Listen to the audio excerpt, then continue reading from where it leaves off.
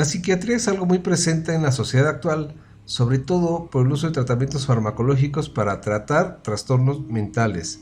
Hoy todavía hay quienes la cuestionan a la psiquiatría como una ciencia y quienes la critican consideran que no tiene un objeto de estudio bien definido.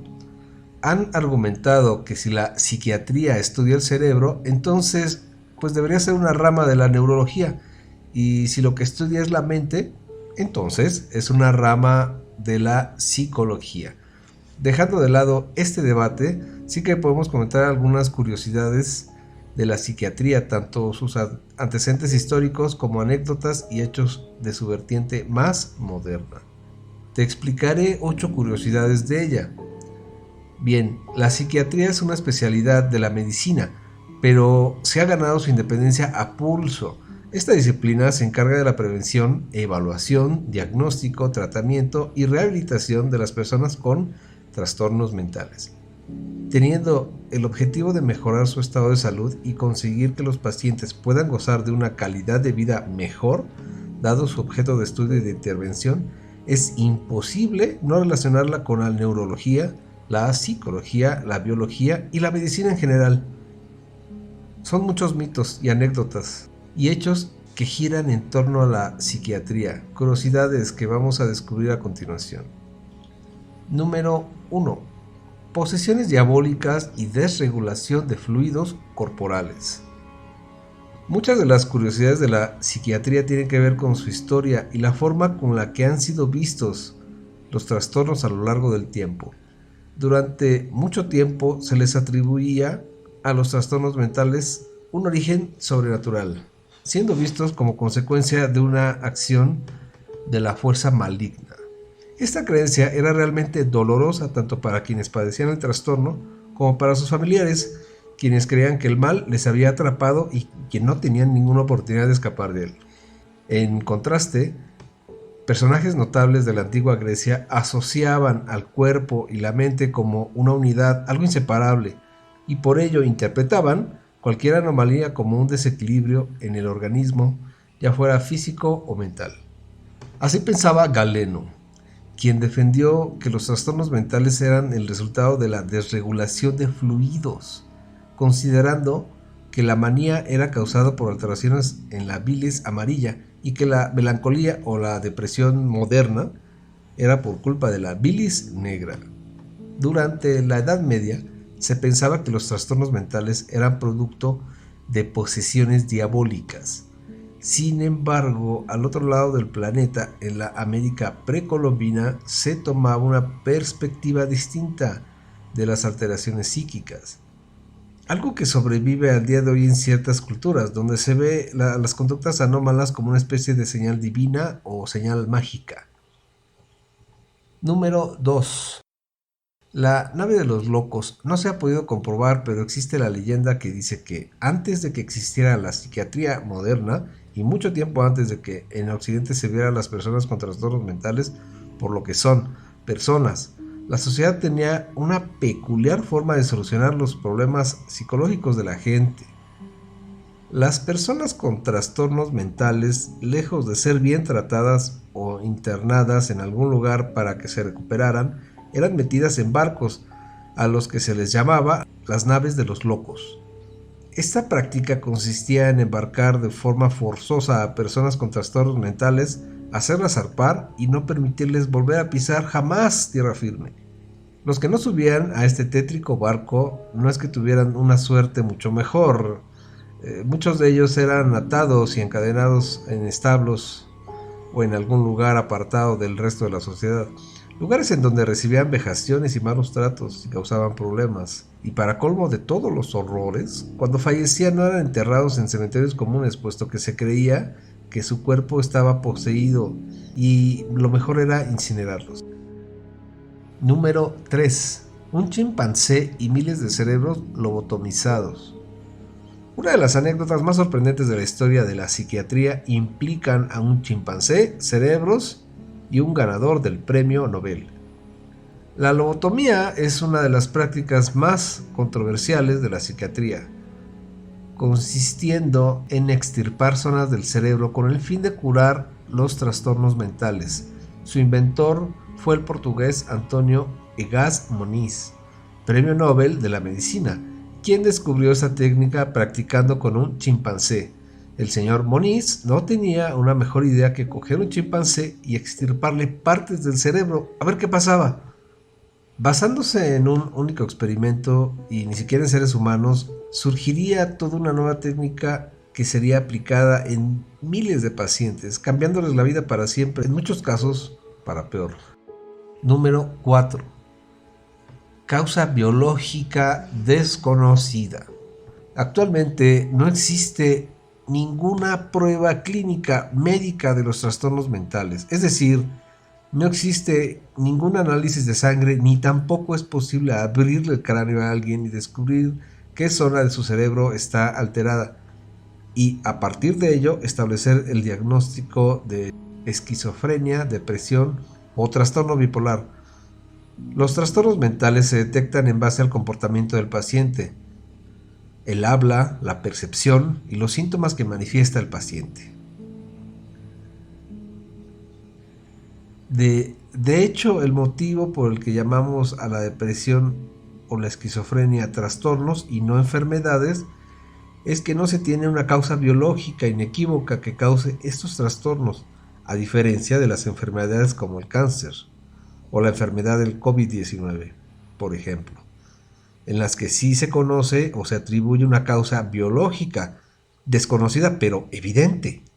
Número 5. La terapia electrocompulsiva sigue existiendo. Muchos cuando oyen la palabra psiquiatría, en lo primero que piensan es en la terapia electroconvulsiva, conocida también como terapia de shock, en una palabra que da miedo, que se percibe como amenazante porque juega con algo tan potencialmente peligroso como la corriente eléctrica. Al oírla, se nos vienen a la mente imágenes de pacientes atados a sillas con mordedores en la boca mientras convulsan de forma espasmódica. Pues bien, este tipo de electroshock sí existió, pero hoy forma parte del pasado.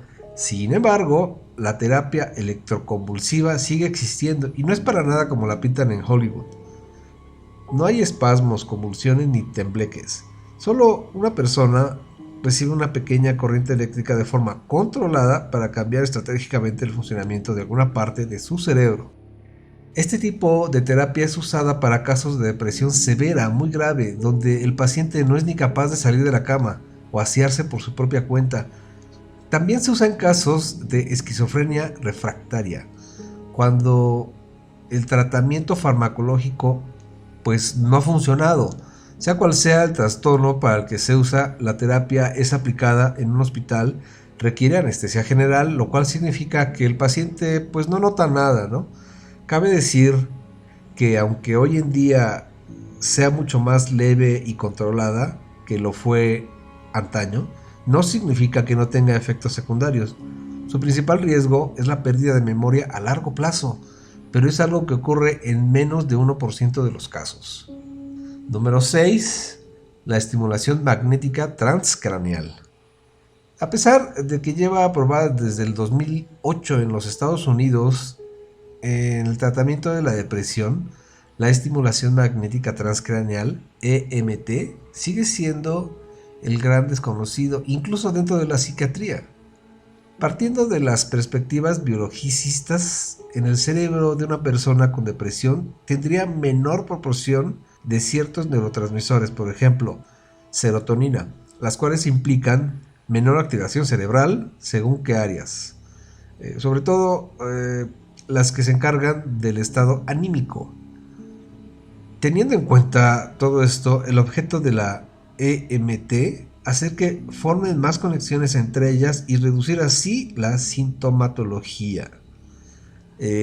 Las neuronas son células electroquímicas, lo cual implica que el uso de fármacos las estimula y hace crecer químicamente, mientras que la estimulación magnética transcraneal lo hace eléctricamente.